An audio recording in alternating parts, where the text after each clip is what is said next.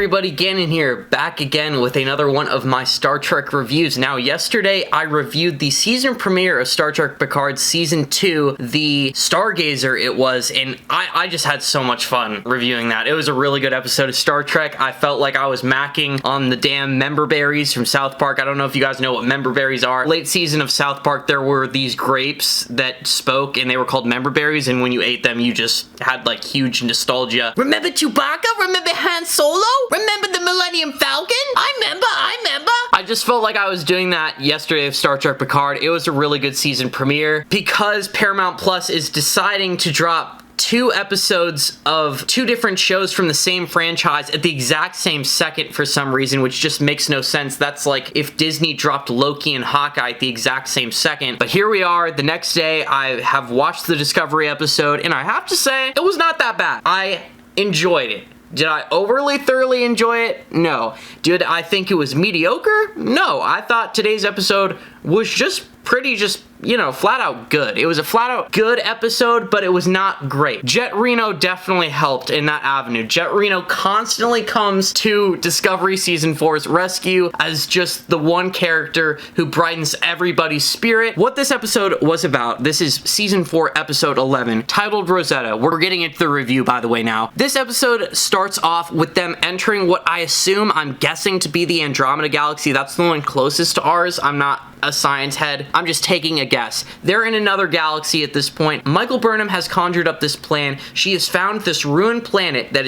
has a sun encircling it that is encapsulated by some Dyson rings, which are basically a Dyson sphere, except it's not totally covering the star, it's just some rings. Michael Burnham believes this ruined planet to be the home planet of species 10C. She believes if she goes down there and investigates it, she will find some evidence that will assist the Discovery crew in having a smooth and better first contact with species 10C. Now, Michael Burnham is taking a huge risk here because I believe in the episode they said that it was between 27 and 29 hours left till space debris was liable to hit Earth and up and kill billions of people. So Michael Burnham is deciding to use the less than 2 days time that they have left to go on this mission that might yield no results. The thing about the episode that rubbed me the wrong way almost initially was how Burnham was just so sure of herself. And she always is so sure of herself. She's the main character and she's usually always right. Those situations, it's usually somebody above her, somebody of authority, like talking down to her and telling her some stupid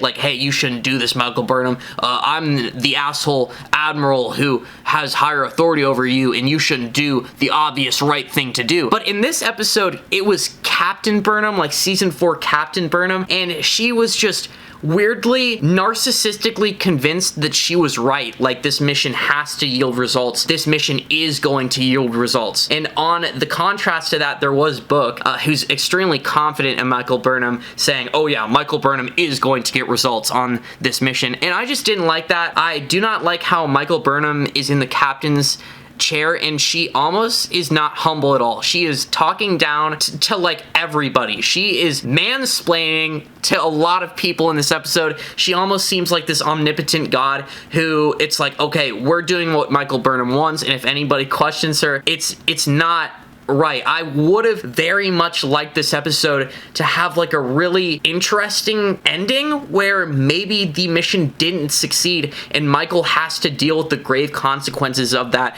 Maybe the crew starts to doubt her, but instead everything just goes extremely swimmingly. Michael Burnham does get what she goes there to obtain. They go down to the planet, Saru, Detmer, Culber, and Michael, and they go down to the planet and investigate it. Something that's really awesome about the planet, it is completely ruined. There's a whole bunch of fossilized organisms, and it reveals so much about the 10C. The 10C, from my impression, they seem like they're going to be those space whales, like those space manatees from Enterprise that were a part of the Xindi race, except that they're going to be freaking huge space whales that fly through gas giants. Like, imagine if there were giant space whales that existed and flew through Jupiter and probably had like houses and housing on Jupiter. That is my impression that I got from them exploring the ruined home planet of the 10C, because they had these large remains that they said were almost cartilage-like, which I can imagine to be something large and fluffy like a space whale. They had nurseries, and these creatures are not typical humanoids, probably, or anything even close to that,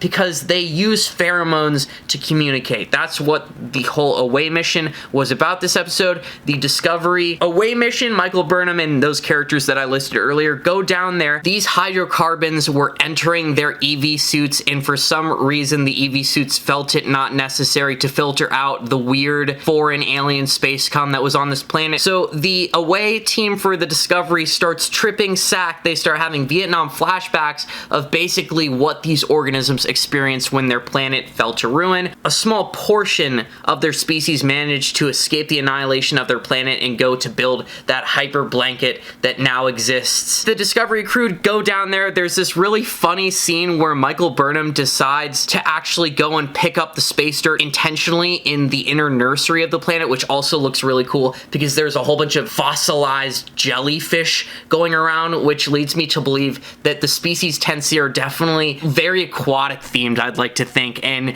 that they just exist in gas giants like I mentioned before. So Michael Burnham decides to actually intentionally sniff some of the space cocaine, and then like 10 seconds pass and Michael Burnham's like, hey guys, I feel pretty fucking good. And it's so funny because every member of the away team, including the physician on hand, just immediately is like, oh, Michael Burnham's having a good time. There's probably no reactions that could happen after about 10 seconds. Let's all, you know, just take off our EV suit protection and just do some space cocaine as well. And they all start feeling really good because the space cocaine is fortunately harmless. It's located in the nursery section of this ruined planet. The feelings that the space cocaine invokes is inside the nursery actually makes them feel all warm and gooey inside. But here's where I get to also my next criticism of this episode, is that the mental health messages are actually, there's just too many. It's just getting a little bit ridiculous at this point. Ever since they came through the wormhole,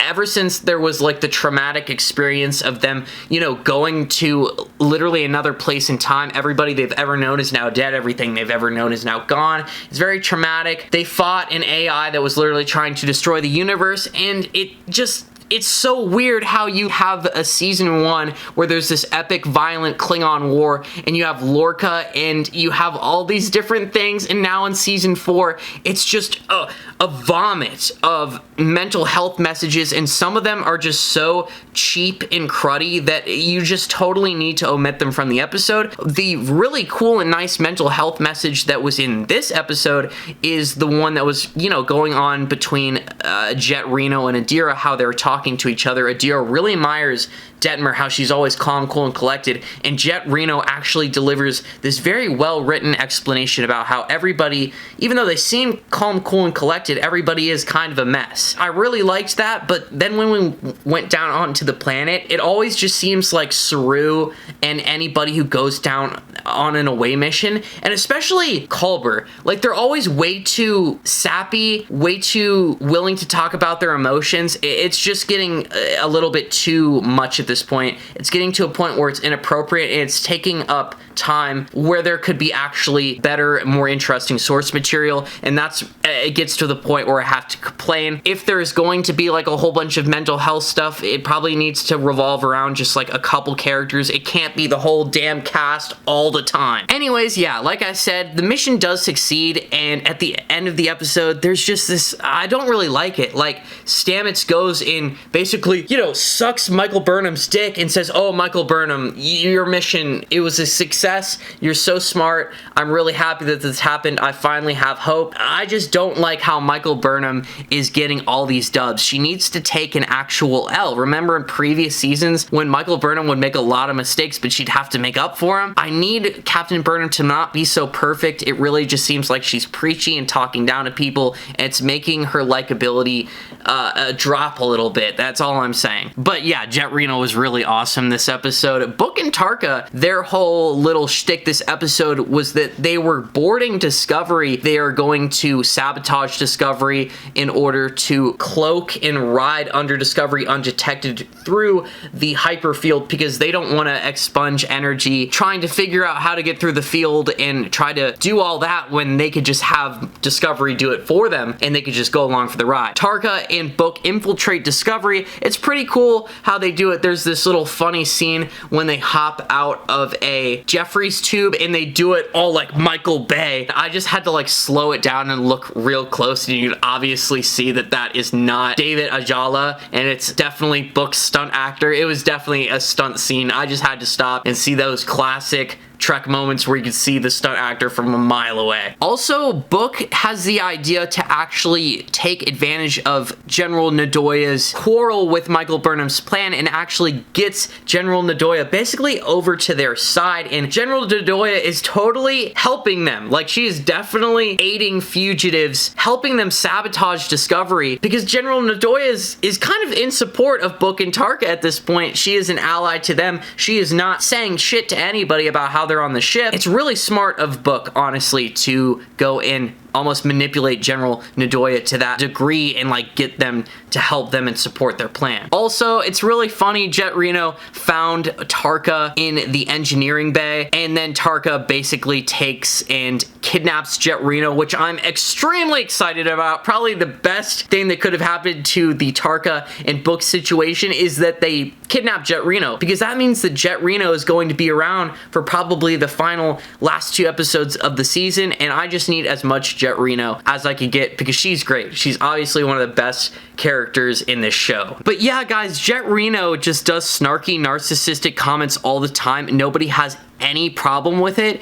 I guess she's just really good at doing it, because when Dr. Harai does it, he gets bitched at by President Rillick. I gotta say, guys, I don't know if President Rillick is supposed to be like just a totally unlikable character. She sucks. At any given moment, I am so confused. I never know whether I'm supposed to like her or not. She's so preachy and unlikable. I just feel like there's so many times where her and Michael Burnham speak, and I just don't want that in the episode. I want it totally omitted. A little bit frustrating that she has to come along. I guess, like, the final thing I will have to say about this episode is that I did enjoy it. Maybe I was really nitpicking it and you got the impression that I didn't enjoy it. I actually had a kind of a good viewing pleasure. I give this episode, honestly, 6.57 out of 10. It was pretty good, but there are still some just obvious things to fix about it, and on that topic, we just need to talk about how, I guess, the pacing of Star Trek Discovery is kind of frightening me, because I think this is a 13 episode season. We only have 2 episodes left. I don't know if they're going to attempt to meet the 10C and conclude everything with the 10C in both those 2 55-minute episodes. If they manage to do that and give us a product that we're happy with, it will honestly be a miracle. That's all I gotta say. I also read in a Trek movie article that they just finished the final episode for Star Trek Discovery, like literally the other damn day. So you know how we're 2 episodes away from the finale? They just finished the finale like 3 damn days ago or something, or within the last week. Utterly ridiculous. That is just kind of scary. And then on top of that, season 5 has been renewed for a 10 episode season. Those 10 episodes better be 2 hours long. Are you fried? Are you just like forgetting that this show exists? Like, it's just so weird the direction that this show is going in. How we could go from the dope Klingon Wars, the excellent choreography, just the times that they went out of their way to be very cool Gen Z, and they took risks.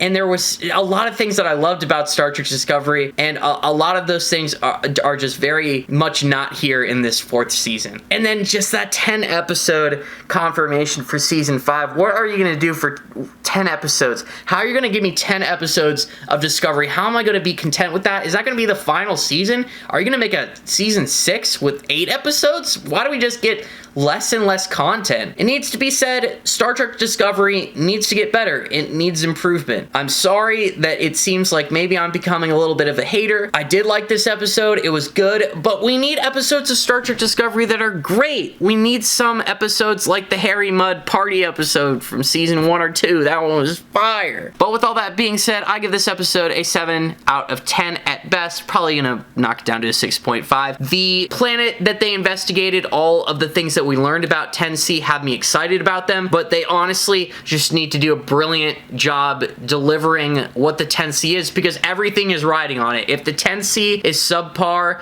mediocre in any way, then it just kind of makes you guys not look very good. I'm gonna be honest, it will not be good if that is the case. I'm gonna go get this edited and uploaded so I can make some pizza, because I picked up some vegan pepperoni from Whole Foods and I can't wait to make a big pepperoni pie. If you enjoyed the video, I'd be very flattered if you were to subscribe to the channel. I am working towards 1,000 subscribers. We're very close, and when I get to that goal, I am going to get a neck tattoo. So if you'd like to see me potentially embarrass myself, be sure to hit that big red button. If you have anything you want to say to me, please leave it down in the comments below. I love reading comments. It's basically my favorite thing to do about YouTube. So please leave a comment down below. I'd really appreciate it. And with all that being said, hope you guys have a good rest of your week. Live long and prosper.